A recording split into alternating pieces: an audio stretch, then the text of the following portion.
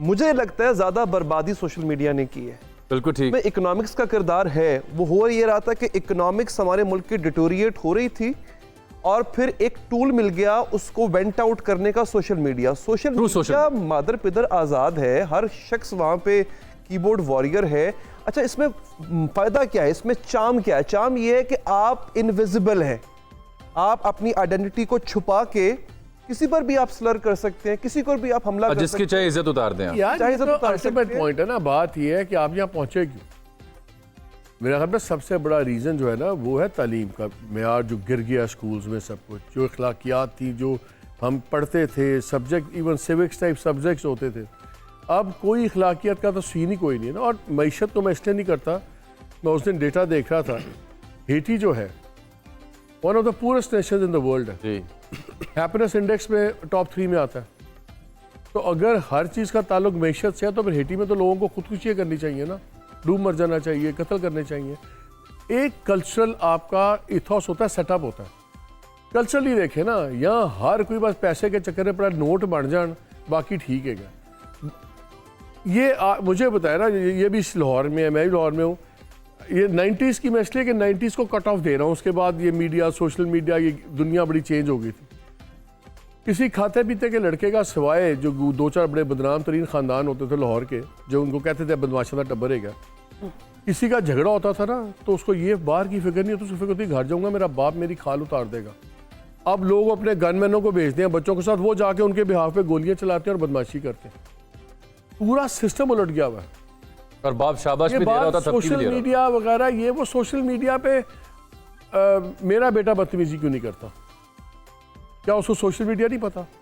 वो आई बात से भी पढ़ के आए। मेरे 3 बच्चे हैं, तीनों बेटे हैं, मैं आपको लिख के दे सकता हूँ, they don't do anything. Sir असल में ये तो घरों के अंदर है, ये सोशल मीडिया कोई बच्चे तो नहीं पैदा कर रहा है यार, सोशल बच्चे हम पैदा कर रहे हैं, इस्तेमाल वो ऑप्शन। और ये जो आप बात कर रहे हैं इसका ताल्लुक, बस सिर्फ एक जुमला कहना चाहती हूँ कि ये जो बात है ये फैमिली से रिलेटेड है। क्या आप ये फैमिली सोशल मीडिया पे ना डालें, खानदानों ने, माँ बाप ने आउटसोर्स कर दिया, स्कूल मेरे बच्चे को ठीक करेगा।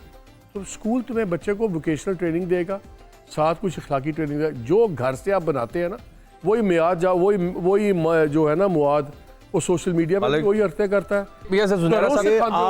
जुनैरा आपको ईद मुबारक कहते हैं करो बच्चे। और ये बताएं, सिर्फ प्रोग्राम ही अच्छा करती हैं या किचन में भी ईद के दिन कुछ अच्छा खाना पकाना भी कर लेते हैं? अगर ईद सर्दियों में हो तो मैं किचन में चली जाती, लेकिन गर्मियों में माफी? गर्मियों में नहीं। अच्छा, दूसरा सवाल, ये जो गुफ्तगू हो रही थी, इस गुफ्तगू में आप क्या समझती हैं? ये वालिदैन जिम्मेदार हैं जो बच्चे हमारे शुतर बेमुहार हुए, या स्कूल या एजुकेशन का निज़ाम इतना गड़बड़ हुआ, या महज सोशल मीडिया का एक्सपोजर ही द सोल रिस्पॉन्सिबल? मेरे ख्याल है पाकिस्तान में ये कॉन्सेप्ट अभी तक नहीं आया और इसकी बहुत ज़रूरत है कि 18 onwards you are an adult, take your own responsibility. आपको घर ने भी जो देना था दे दिया, आपको स्कूल ने भी जो देना था दे दिया। Now the world is open to you, why do you have to keep on blaming the system? कभी सोशल मीडिया को ब्लेम कर रहे हैं, कभी जर्नलिज्म को कर रहे हैं, कभी वालिदैन को, कभी कुछ। You have a choice, everything is a choice. आपको किसने रोका है अच्छी चॉइसेस करने से? आपके इर्द गिर्द हर तरह की मिसालें मौजूद हैं, आपने इंस्पिरेशन किससे लेनी है? It's up to you.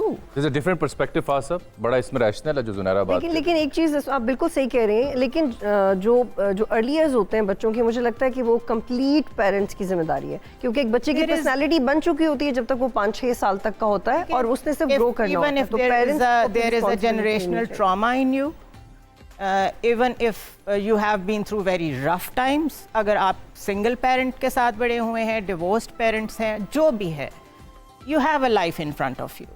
आपने उसको ठीक करने की अगर ठान ली, आप ठीक कर सकते हैं। एंड ऑल्सो आप उस एक्टिविटी में अगर इंडल्ज हो रहे हैं जो आपकी पर्सनालिटी को डैमेज कर रही है, that is also a choice.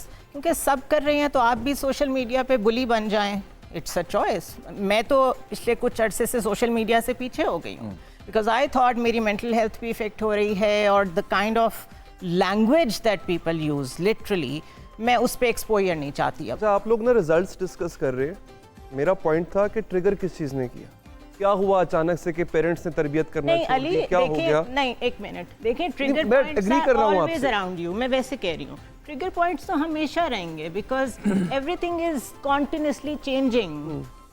Change is the only constant thing in our life. लेकिन उस चेंज के साथ आपने डिपेंड करता है। चॉइसेस कैसे लेनी है, नहीं, सब डिपेंड करता है। देखें, आप सारी बात तो आप कर रही हैं, लॉजिकली बात तो कर रही हैं, लेकिन हम ये सारी बातें जो हैं ये मेरे ख्याल में शायद आपके अपनी एक जो ट्रेडिशंस हैं या जो आपका कल्चर है, ये आपको आपसे दूर लेके जा रहा है। बहुत सारी चीज़ें जो आपके कल्चर में हैं वो बहुत खूबसूरत हैं, बहुत अच्छी हैं, और वो आपको एक कामयाब ज़िंदगी देती है। बिल्कुल। अगर आप मादर पिता आज़ाद हो जाएंगे तो आप ठीक है, आप बेस्ट का एक तरीका तो अपना लेंगे, लेकिन आप अपनी शनाख्त खो बैठेंगे, जो आपकी ओरिजिनल शनाख्त है। हम चाहते तो हैं कि वेस्ट की तरह बन जाए, लेकिन जो उनकी अच्छी चीज़ें वो अपनाने को तैयार नहीं है, जो उनकी खराब चीज़ें वो अपने पसंद। काजी आप कुछ कह रहे थे, फिर मैं जरा अपने देखिए, सीनियर थोड़ा पैनलिस्ट सा जाने मैंने पा रहा क्योंकि हूँ। इस पे काम किया है, इसलिए मैं I would want Please, to please. Discuss इट। देखिए, होता ये है, वेस्ट का कल्चर हो, हमारे हमसाया मुल्क का कल्चर हो, ये सब पहले हमें ना कहीं कहीं टुकड़ों में दिखते थे, तो कोई थोड़ी एलीट जो होती थी पॉकेट्स में जो एलीट होते थे बड़े, वो अडॉप्ट कर लेते थे। अब हो क्या रहा है, आप देखें ना, हम कह रहे हैं अगर माँ बाप तरबियत नहीं कर रहे, क्यों नहीं कर रहे? वो देख रहे हैं सोशल मीडिया पे, एक औरत ने देखा कि कहीं एक औरत बैठी हुई है, वो किसी खूबसूरत सी जगह पे जाके अपनी अच्छी पिक्चर्स पोस्ट कर रही है। अब उस बेचारी ने, जिसके हस्बैंड की इनकम 50,000 है, उसके पास भी स्मार्टफोन है, उसने भी चाहा कि मैं भी कुछ ऐसे ही करूं। वो भी उसके रंग में इम्प्रेस हो गया ना, उसके रंग में रंगने के लिए उसने भी अपने काम को निगलेक्ट किया, अपने मदरहुड को निगलेक्ट किया, और वैसे उस रास्ते पे चल पड़ी। बेटी ने देखा ये हो रहा है, तो बेटी ने भी फोन सामने रख के उसने भी नाचना शुरू कर दिया। जब मैं सोशल मीडिया को जिम्मेदार ठहरा रहा हूँ, उसकी वजह यह है कि लोग अपनी लाइफ के या अपने 24 आवर्स के बेस्ट मोमेंट्स को कैप्चर करके लगा देते हैं सोशल मीडिया पे। हम जैसे थर्ड वर्ल्ड कंट्रीज के लोग, हम उसको लाइफस्टाइल समझ के उसको कॉपी करने की कोशिश करते हैं। चीज़ें हो गई हैं बहुत तेज़, उसके लिए आपको वही पैसे की दौड़ भी लग गई, उसी में आके ना कॉपी करना ना आपने उस लाइफस्टाइल को। पैसे की दौड़ में आप आ गए, आप फैशन की दौड़ में आ गए, आपने अपनी रिस्पॉन्सिबिलिटीज को नेग्लेक्ट करना छोड़ दिया, फिर कव्वा चला हंस की चाल अपनी चाल भी भूल गया।